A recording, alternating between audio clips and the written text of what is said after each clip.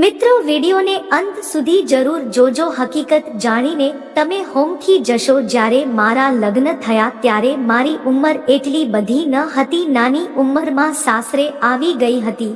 મારા સાસરિયામાં મારો પતિ, મારા સાસુ અને મારી એક નણંદ બસ એકલા જ રહેતા હતા. મારા સાસરિયામાં બધા લોકો મને ખૂબ જ પ્રેમ કરતા હતા અને મારી સાથે સારો વર્તન રાખતા હતા. મારો પતિ કામથી બહાર જ રહેતો તો હું તેના પ્રેમનું શું કરતી. પરંતુ થોડા દિવસથી મારી નણંદ એના રૂમમાં જ રહેતી હતી. ગમે ત્યારે તમે જુઓ તો તે તેના રૂમમાંથી બહાર જની નીકળતી. અને આ બાજુ જ્યારે અમે બધા જમવા બેસતા ત્યારે મારો પતિ અને મારા સાસુ એકબીજા સાથે વાતો જ ન કરે અને બધા ચૂપચાપ ખાઈ લેતા. મેં વિચાર્યું કે આ બધાને એવું તો શું થયું હશે કે એકબીજા સાથે કોઈ બોલતું પણ નથી. પછી હું જ્યારે મારા રૂમમાં સુધી હતી તો મારી નણંદની રૂમમાં આવતી ઊંચો અવાજ આવી રહ્યો હતો. હું તો એકદમ ડરી ગઈ હતી કે આટલી રાત્રે આવું તો શું થતું હશે તેના રૂમમાં. પછી જલ્દી મારા રૂમમાંથી ઉઠીને મારી નણંદના રૂમમાં જોવા ગઈ. ત્યાં હજી દરવાજો ખોલવા ગઈ ત્યાં મારા સાસુ આવી ગયા. સાસુ મને કહે, બેટા તું નહીં આ શું કરી રહી છે? મેં કીધું, પણ મમ્મી આ રૂમમાંથી કંઈ કરવા જ આવે છે,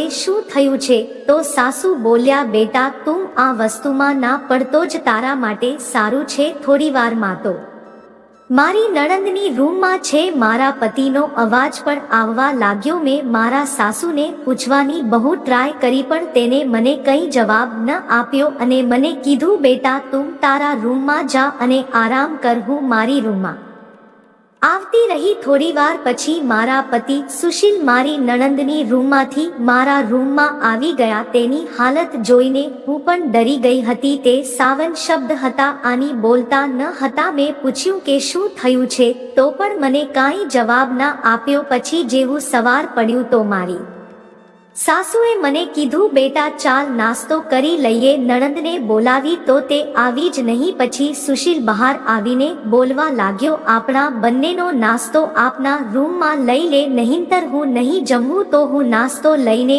રૂમમાં ગઈ. મારા પતિ ચૂપચાપ જમીને કામ પર નીકળી ગયા.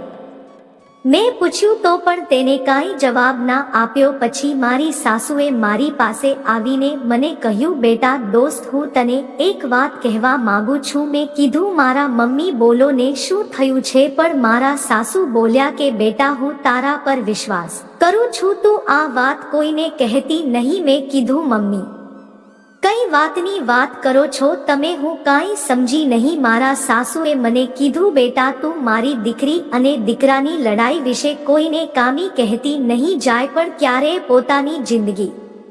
પણ મમ્મી હું શું કરવા બોલીશ કોઈને? મને કાંઈ ખબર જ નથી. મેં કીધું, મેં મારા પતિને પણ કાંઈ પૂછ્યું નથી તો હું કોને કહેવા જવાની? પછી દિવસે ગયો. સાંજના 7 વાગ્યા હતા પણ મારા પતિ સુશીલ ઘરે જઈને આવ્યા. હું સાવ ડરી ગઈ હતી. એ મારા પતિને શું થયું હશે? રાતે બહુ રાહ જોવા છતાં તે ઘરે ના આવ્યા. અમે વિચાર્યું કે બાજુમાં જઈને કોઈને કંઈ પૂછે, પણ કોઈને કાંઈ ખબર ન હતી. અમારા ઘરમાં બીજો કોઈ મર્દ માણસ પણ ન હતો. આ ઘરમાં માત્ર મારા પતિ જાય વડીલ હતા. તેના ગાયક વીતી ગયા હતા. ખૂબ ઝડપી રહી હતી. પછી અચાનક મારી બાર સાસુએ નણંદની રૂમમાં બહારથી તાળું મારી દીધું અને તેને અંદર પૂરી દીધી અને મને કીધું, બેટા ચાલ હવે બહાર નીકળીએ. મેં ચિંધું, મારે પણ મમ્મી આટલી રાતે બહાર કે મને તમે આ રૂમમાં કાળું કેમ માર્યું છે? પણ તે એક શબ્દ ન બોલ્યા અને મને રાતે બહાર નીકળીને બાજુના પોલીસ સ્ટેશન એ લઈ ગયા. પોલીસ સ્ટેશનનો માહોલ પણ હતો. બધા પોલીસ વાળાના પેટ બહાર આવી ગયા હતા. આપણે અહીંના પોલીસ જોઈને ડર લાગવા લાગે છે. સુરક્ષાનો તો અનુભવ થતો જ નથી. ત્યાં બાજુમાં બેસેલો એક કોન્સ્ટેબલ બોલ્યો, અરે માજી આટલી રાતે શું થયું છે? મારા સાસુ બોલ્યા, તમે FIR લખો. તો પોલીસવાળો બોલ્યો, 1000 આપો તો આટલી રાતે લખીશ. મને લાગ્યું કે FIR માટે 1000 રૂપિયા સેના બાકી? FIR તો વિના મૂલ્યે લખવાની હોય છે.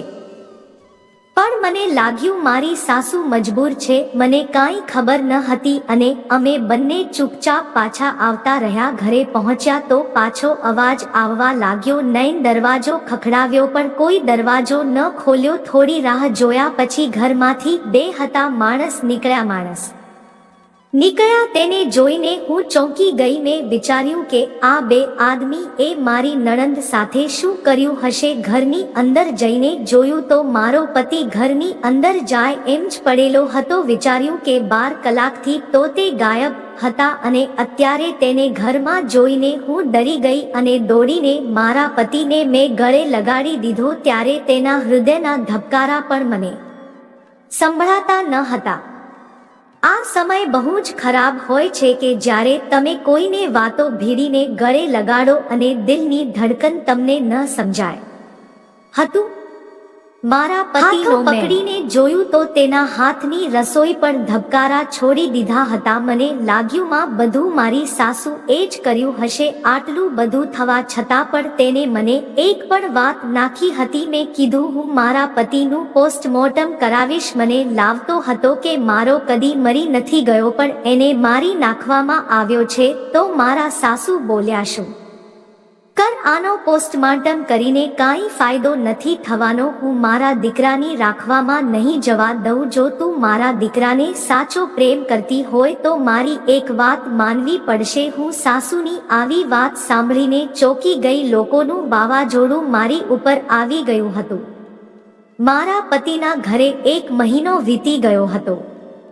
મારા સાસુએ મને કીધું બેટા હું માનું છું કે તારો પતિ આ દુનિયામાં નથી પણ હવે તે પાછો તો નથી આવવાનો. તેના બદલામાં હું તને બીજો પ્રેમ આપીશ, એ તારે સ્વીકારવું પડશે. આટલું જ બોલતા એક નાના ઘોડિયામાં મળતું નાનું બાળક મને બતાવ્યું. તેને રડતા બાળકને જોઈને હું સાફ પીગળી ગઈ. મારી સાસુને મેં કીધું નાના બાળકને સાચવવા કરતા હું બીજું વિશેષ તો હવે શું કરીશ, એટલા માટે આ બાળકનો હું સ્વીકાર કરું છું. પણ મેં કીધું મમ્મી હું કઈ રીતે માની લઉં કે આ નાનું બાળક મારા પતિનું જે છે. તો મારા સાસુ બોલ્યા બેટા આટલા માટે મેં તને પહેલા જ કીધું હતું, તું મને આના વિશે કાંઈ પૂછતી નહીં તેમ છે. બાળકનો સ્વીકાર કરી લે, આમાં જ તારી મલાઈ છે. હવે તો હું પણ મજબૂત થઈ ગઈ હતી. મારા સાસુ મને કાંઈ હકીકત કહેવા માંગતા ન હતા પણ મેં નક્કી કરી લીધું કે હું મારા જ જાણીને જ રહીશ કે આ બાળક મારા પતિનું છે. તો આની માં કોણ હશે? પછી આ નાના બાળકને સુવડાવીને હું તેના માટે દૂધ લેવા રસોડામાં ગઈ અને રસોડામાં ગઈ તો ત્યાં મેં મારી નણંદ માયાને જોઈ. મેં વિચાર્યું કે આજે આની સાથે પણ વાત કરી લઈશ પણ તેને કાંઈ જવાબ ના આપ્યો. એને કીધું ભાભી મને તમારાથી કામ વાંધો નથી પણ તમે મારાથી મહેરબાની કરીને દૂર રહો. હકીકત જાણશો તો તમે સહન નહીં કરી શકો. મારી નણંદ પાસેથી આવું સાંભળતા મને થયું હવે ગમે એમ કરીને હકીકત તો જાણવી જ પડશે. તમે બધા મારાથી કેમ વાત છુપાવી રહ્યા છો? મારા પતિનું મૃત્યુ કેમ થયું છે? મારી નણંદ બોલી હું તમને ક્યારે કહીશ કે જ્યારે મમ્મી ઘરે નહીં હોય. આટલું બોલતા તે તેના રૂમમાં વહી ગઈ. દિવસો એમ જ વીતતા ગયા. મારુંમાં નાનું બાળક પણ હવે મોટું થવા આવી રહ્યું હતું. સમય જતા મારી નણંદ માટે એક માગું આવ્યું. મારા સાસુએ કહ્યું પણ વિચાર્યા વગર હા પાડી દીધી અને તેના લગ્ન પણ કરાવ્યા. લગ્નના દિવસે મારી નણંદ ખૂબ જ ઝડપી હતી. તેને રડતા જોઈને એવું લાગતું હતું કે તેનું સર્વ સહનાઈ ગયું હોય. આટલું તો તે તેના ભાઈના મૃત્યુ સમયે પણ રડી ન હતી. મારી સાસુએ મને કીધું બેટા બસ હવે તું નાના બાળકને ઉછેરીને મોટો કરી દે. એટલે મારા માટે વધુમાં આવી ગયું પણ હું તો હજી એ જ વિચારમાં હતી કે આ બાળક છે કોનું મને કંઈ સમજાતું ન હતું. આ બધું શું થઈ રહ્યું છે? સમય જતા હું પણ મારી સાસુ સાથે સારી રીતે રહેવા લાગી. પછી એક દિવસ ઘરે મારી સાસુને મળવા એક સ્ત્રી આવી. તેને જોઈને મેં વિચાર્યું કે આ વળી કોણ હશે કારણ કે તે મોડર્ન કપડાં અને મેકઅપ કરીને આવી હતી. હું વિચારમાં પડી ગઈ. ત્યાં સાસુ બોલ્યા બેટા ચા બનાવીને લાવ. ખુમ ચા બનાવવા વિચારી લીધું કે આ સ્ત્રીનો પીછો કરવો પડશે. બંનેને ચા આપીને મેં કીધું, મમ્મી હું થોડો જરૂરી સામાન લેવા માટે બહાર જાઉં છું. થોડીવાર બહાર ઊભી રહી. તે આપેલી સ્ત્રી બહાર આવીને સીધી લાજ કાઢી લીધી. હું તેને જોઈને ચોંકી ગઈ. મેં વિચાર્યું કે હમણાં તો મોડર્ન કપડાં અને મેકઅપ હતો અને અત્યારે લાજ કાઢીને ક્યાં જઈ રહી છે. પછી મેં પરીક્ષામાં બેસીને તેનો પીછો કર્યો. રિક્ષાવાળા ભાઈને મેં કીધું, ભાઈ તમે મને આગળ એક ગલી આવે ત્યાં ઉતારી દેજો. તો તે રિક્ષાવાળા ભાઈ બોલ્યા, અરે બેન તમે તો સારા ઘરના લાગો છો તો કેમ આવી ગલીમાં જઈ રહ્યા છો? જવાથી શું થાય છે? તો તે ભાઈ બોલ્યા, અરે બેન તમે અંદર ન જતા, આ તો બજારું સ્ત્રીની ગલી છે. આ સાંભળીને મારા પગ નીચેથી જમીન નીકળી ગઈ. છતાં થોડું વિચાર્યા બાદ તે સ્ત્રીની પાછળ ગઈ. ત્યાં તો તે કાલ બંગલામાં જતી રહી અને પછી તરત જ દરવાજો બંધ કરી દીધો. તો હું ઘરે આવતી રહી. ઘરે આવી તો સાસુએ કીધું, બેટા ક્યાં ગઈ હતી? આ તારું બાળક હતું? મેં કીધું, મમ્મી હું સત્યની શોધમાં ગઈ હતી, તમે તો મને કંઈ કહેતા નથી. સાસુએ મારી સામે હાથ જોડી દીધા અને બોલ્યા, બેટા મને માફ કરી દે. અમુક વાત ન જાણવામાં મજા ફાયદો હોય છે. ના મમ્મી હવે બસ કરો. તમે મને જે પણ હકીકત હોય તે કહો, નકર હું માં ઘર છોડીને જતી રહીશ. સાસુ મજબૂર થઈ ગયા અને બોલ્યા કે બેટા તે દિવસે જોરથી અવાજ આવી રહ્યો હતો ને તે માંગે એવું હતું કે મારી દીકરી માયા એક છોકરાને પ્રેમ કરતી હતી. તો તે છોકરાવાળા મારા દીકરાને પણ સારી રીતે ઓળખતા હતા. છોકરાવાળાને એ પણ ખબર હતી કે મારો દીકરો રોજ પેલી બાજુ ગલીમાં અલગ સ્ત્રીને મળવા જાય છે. તેમાંથી તેને એક સ્ત્રી સાથે પ્રેમ પણ થઈ ગયો હતો. સાસુના મોઢેથી આ સાંભળીને હું તો સાવ પાગલ થઈ ગઈ હતી. મારી ઉપર તો હવે આવશે તૂટી પડ્યું હતું. આગળ કીધું, મારો દીકરો સુશીલ તે બાજારું સ્ત્રીને લઈને ભાગી ગયો અને તેની જોડે લગ્ન કરી લીધા. તો તે સ્ત્રીના મા બાપને ખબર પડી તો તેને ઘરે આવીને શોષીનું ખૂન કરી નાખ્યું. આ સાંભળતા મારી આંખમાંથી આંસુની બોચાર થવા લાગી. છોકરાને પ્રેમ કરતી હતી. તેના ઘરવાળા બોલ્યા કે આ ઘરમાં તો બાજરો સ્ત્રી આવે છે અને ખૂબ પણ થાય છે. તો આવા ઘરની દીકરીને લાવીને અમે શું કરીશું? તે લોકોએ મારી દીકરી સાથે સાવ સંબંધ તોડી નાખ્યા અને તેનો પ્રેમ પણ અધૂરો રહી ગયો. નેતા આ કારણથી મારો દીકરો અને દીકરી મોટા વવાજે તે દિવસે સફળતા હતા. અને બેટા તારા હાથમાં જે બાળક છે તે પેલી બાજુ સ્ત્રીનું જ છે જેને મારો દીકરો પ્રેમ કરતો હતો. પણ મેં આ વાત કોઈને કહેતી નથી, એટલે તારે આ બાળકનો સ્વીકાર કરવો પડશે. સાસુના મોઢેથી આવું સાંભળતા મારા દિલમાંથી મારા પતિ પ્રત્યેનો પ્રેમ સાફ થઈ ગયો. હવે હું બીજા લગ્ન કરવાનું વિચારી રહી હતી, કારણ કે જીવતા જીવ મારા પતિએ મને પ્રેમ ન કર્યો તો મારો આમાં શું વાંક? હવે દુનિયા મને શું કહે છે કે પતિના ગયા પછી તરત જ આ સ્ત્રીએ લગ્ન પણ કરી લીધા. મિત્રો તમે જે બતાવો કે શું મર્દ વફાદાર હોય છે